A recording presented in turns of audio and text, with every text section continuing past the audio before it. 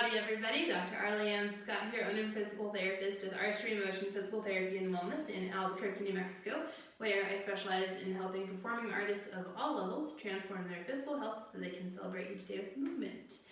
Today we're going to build off of what we talked about last week. Last week was a Movement Monday challenge. We talked about lat length and how to determine whether or not lats are tight.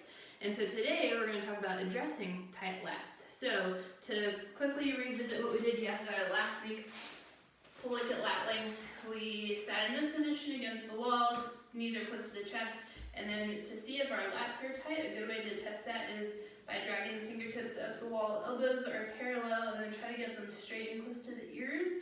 If that's a struggle, then that means you likely have tight lats. So to address that, something you can do to help with that is just turn this into an exercise, do it repeatedly.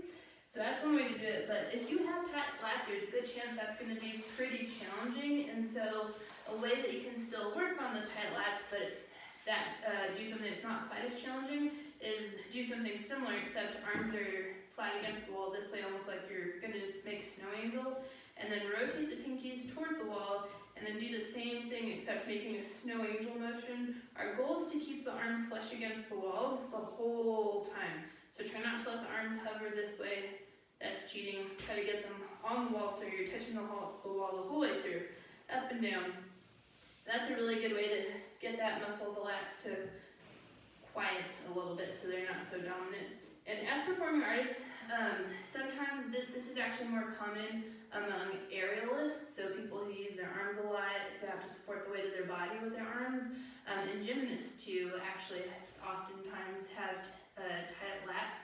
So if this sounds like you or a friend, you should tag them, because this is going to be beneficial for them.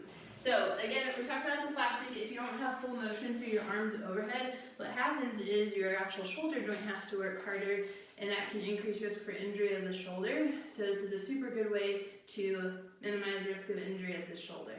So give it a try, let me know how it goes, and celebrate the rest of your day of movement.